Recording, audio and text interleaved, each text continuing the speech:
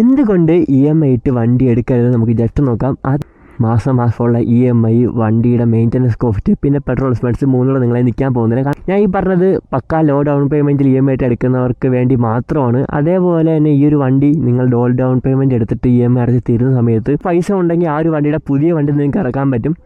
പിന്നെ of course college ലൈഫിലേക്ക് കുറച്ച് എത്താൻ വേണ്ടിയാണ് ഈ 5000-നും 10,000-നും ഡൗൺ പേയ്മെൻറ്റിന് പോയി വണ്ടിയൊക്കെ എടുക്കുന്നത്. പിന്നെ നിങ്ങൾ പണിക്കൊക്കെ പോകുന്നത് ഈ ഒരു വണ്ടിയുടെ EMI അടയ്ക്കാൻ വേണ്ടി മാത്രമായിരിക്കും. നിങ്ങൾ ബാക്കി പരിപാടികളും നടക്കാൻ പോകുന്നില്ല.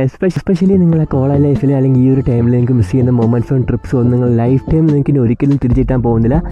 So just enjoy while you can. വണ്ടി എടുക്കുമെന്ന് മാത്രമല്ല, ഒരുപാട് മൊമെൻറ്റ്സ് നിങ്ങൾക്ക് മിസ്സാവും. നിങ്ങൾക്ക് ഒരുപാട് ഫ്രണ്ട്സിനുള്ള ട്രിപ്സ്, ട്രാവൽ എല്ലാം നിങ്ങൾക്ക് കോംപ്രമൈസ് ചെയ്ത് മാത്രമേ ആ ഒരു വണ്ടി ലോ ഡൗൺ പേയ്മെൻറ്റ് എടുത്ത വണ്ടി നിങ്ങൾക്ക് കൊണ്ട് നടക്കാൻ വേണ്ടി പറ്റൂ. നിങ്ങൾ ആഗ്രഹമൊന്നും സഫലമാകാൻ പോകുന്നില്ല. യുവമാരൊക്കെ പറയുന്നത് വീട്ടിൽ വണ്ടി ഇരിക്കുമെന്നാണ്. അതേപോലെ വണ്ടി കയറ്റി വെച്ചേക്കാൻ വേണ്ടി മാത്രമേ പറ്റൂ. ഇത് തന്നെ എൻ്റെ ഡ്രീം ബൈക്ക് എന്നല്ല. എൻ്റെ ഡ്രീം ബൈക്ക് ഒരു RC ആണ്, RC 390. അപ്പോൾ എനിക്ക് വേണമെങ്കിൽ ലോ ഡൗൺ പേയ്മെൻറ്റിൽ ഈ ഒരു വണ്ടി കൊടുത്തിട്ട് ആ ഒരു വണ്ടി ഇറക്കാൻ പറ്റും. പക്ഷേ അതിനുവേണ്ടി എന്തൊക്കെ ഞാൻ കോംപ്രമൈസ് ചെയ്യേണ്ടി വരുമെന്ന് ആലോചിക്കുമ്പോഴത്തേക്കാണ് ഞാൻ ഒരു ഓപ്ഷനിലോട്ട് പോകാത്തത്. ഇനി ഇവ എടുക്കുകയാണെങ്കിൽ തന്നെ എൻ്റെ കയ്യിൽ ഫണ്ടുണ്ട്. കുറച്ച് പൈസ വല്ലോ EMI ഇട്ട് മാത്രമേ എടുക്കൂ.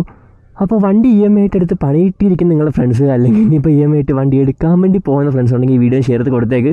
ഈ വീഡിയോ കാണുന്ന സമയത്ത് എവിടെയെങ്കിലും ഈ ഒരു വീഡിയോ നിങ്ങൾ മുമ്പേ കണ്ടിരുന്നെങ്കിൽ നിങ്ങൾക്ക് ഒരുപാട് ഉപയോഗപ്പെടുമെന്ന് തോന്നിക്കഴിഞ്ഞാൽ ഉറപ്പായിട്ടും എൻ്റെ കുന്നോടൊന്ന് ഫോളോ ചെയ്തേക്ക്. പുതിയ വീഡിയോ കണ്ടിട്ട് ബൈ ബൈ.